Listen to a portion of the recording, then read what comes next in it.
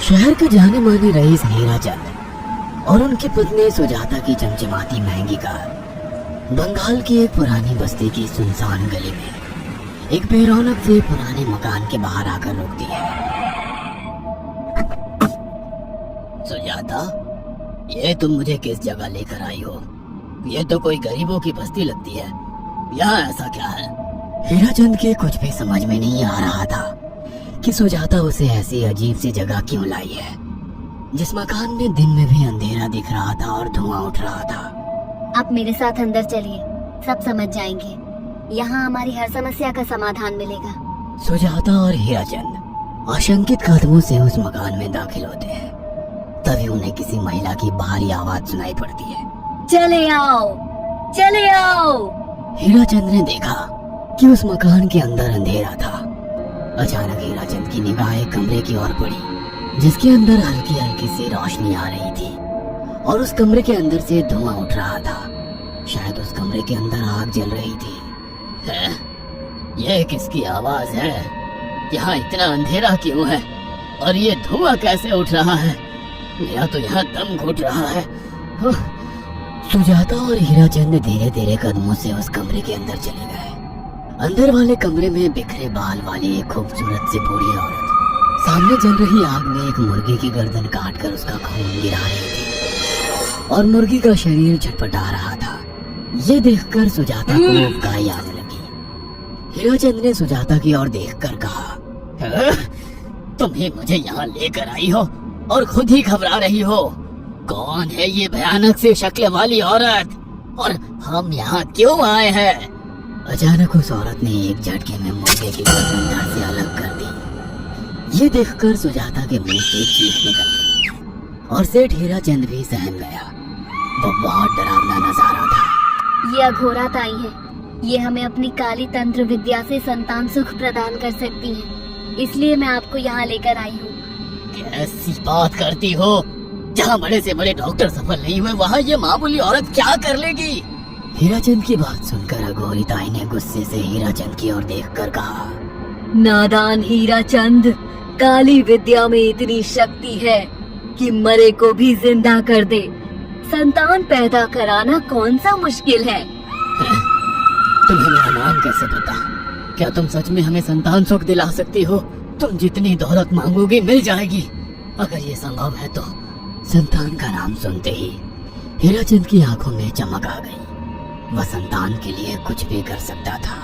तुम लोगों को मुझे एक नवजात शिशु लाकर देना होगा। मैं उस शिशु की बलि चढ़ा दूंगी और फिर वही शिशु तुम्हारे घर में फिर से जन्म लेगा। नवजात शिशु की बलि का नाम सुनते ही सुजाता और हरिचंद डर के मारे सिहर गए, पर उनकी आंखों में उनकी संतान का सपना ज्यादा बड़ा था। वो सब करने को तैयार थे। अघोराताई, आप जैसा कहेंगे हम वैसा करेंगे। बस हमें संतान सुख दिला दो। बिना वारिस की हमारी दौलत किस काम की? संतान सुख के लिए अंधे हो चुके सुजाता और हरिचंद अपनी नौकरानी शीला से एक नवजात बच्ची चोरी करवा के अघोरिताई को दे देते हैं।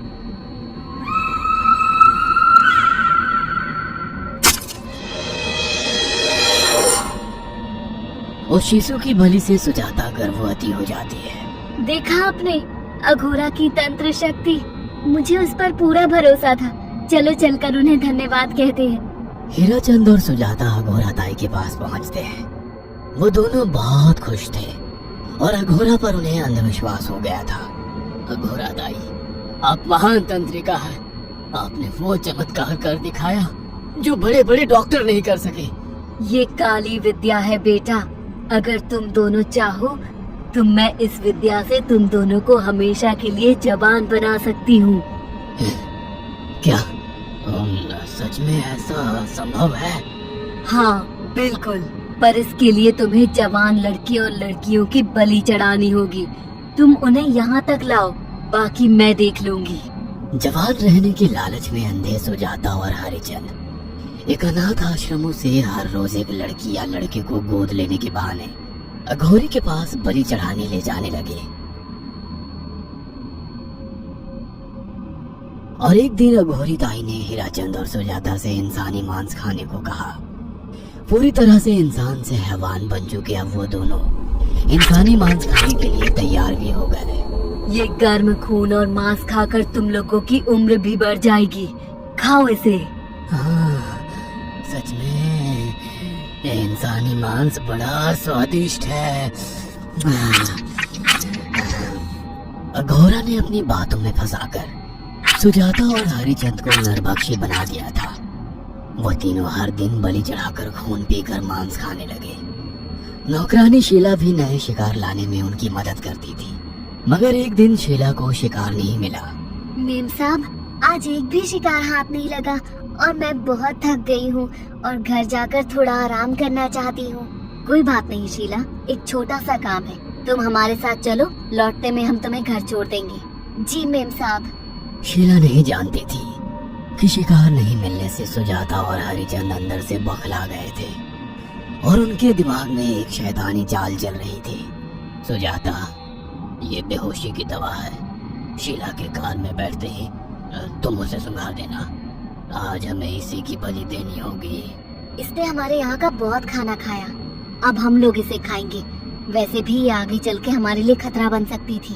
कार में बैठते ही सुजाता शीला को बेहोश कर देती है और वो लोग सीधे अघोरी ताई के यहाँ पहुँच जाते हैं, जहाँ अघोरी ताई शीला की बलि चढ़ा देती है और धीरे धीरे उसे नोच कर खाते हैं। अघोरी ताई, हमको बलि चढ़ाते हुए पूरा 1 साल हो गया है। हमारा बेटा भी साल भर का हो चुका है। अब और कितनी बलि देनी होगी? बस एक आखिरी क्रिया और बची है, उसके बाद तुम दोनों हमेशा के लिए जवान हो जाओगे। कैसी क्रिया अघोरा ताई? 3 दिन बाद सूर्य ग्रहण है, हमें पास के घने जंगल में एक विशेष क्रिया करनी होगी। उसके बाद तुम लोग कभी बूढ़े नहीं होगे। कितना अच्छा होगा, हम हमेशा जवान रहेंगे और सालों साल तक अपनी दौलत से ऐश करेंगे। हाँ, सच कहा। अघोरा ताई ने हमारे हर सपने पूरे कर दिए। 3 दिन बाद बंगाल के बियाबान जंगल में कोहरे और ओस से भीगे पेड़ों के बीच एक घने बरगद की बेलों पर कटे इंसानी सिर लटक रहे थे, जिसमें से खून टपक रहा था। काले जादू का सामान भी रखा था। कितनी भयानक जगह है ये, हर तरफ कटे हुए सर लटक रहे हैं। थोड़ी देर में सब समझ जाओगे। बैठ जाओ और मेरे साथ ये मंत्र दोहराओ। अघोरा, ये किन लोगों की कटी हुई गर्दनें हैं? आप यहाँ क्या करने वाली हो? हीराचंद की बात सुनकर अघोरा जोर जोर से हंसने लगी और उसने एक शैतानी हंसी हंसते हुए हीराचंद की ओर देखकर कहा, तुम जैसे ही लोगों ने अपनी इच्छाओं को पूरा करने के लिए इन लोगों की बलि चढ़वाई है और फायदा उठाया है। अब तुम दोनों आंखें बंद करके यहाँ बैठ जाओ और मेरे साथ मंत्रों को दोहराते जाओ। अघोरा ने सुजाता और हरिचंद को वशीकरण मंत्र और काले जादू के इस्तेमाल से सम्मोहित कर दिया और देखते ही देखते वो एक भयानक डायन में बदल गई और चीखती हुई बोली, अब मैं तुम दोनों की बलि चढ़ाकर अमर हो जाऊंगी, क्योंकि तुम लोगों ने 100 लोगों की बलि का खून पिया है। देखते ही देखते उस डायन ने फरसे से एक एक करके सुजाता और हरिचंद की गर्दन काटकर जल रही आग में बलि चढ़ा दी और उनका गर्म खून पीने लगी। जब तक तुम जैसे मूर्ख और लालची लोग अपने फायदे के लिए दूसरों को मेरे पास लाते रहेंगे, मैं उनका फायदा उठाकर ऐसे ही उनकी बलि चढ़ाती रहूंगी। दरअसल अघोरा एक डायन थी और अपना स्वार्थ पूरा करने के लिए उसने हीराचंद और सुजाता की लालच का फायदा उठाकर उनकी भी बलि चढ़ा दी। बुरे काम का बुरा ही नतीजा मिलता है।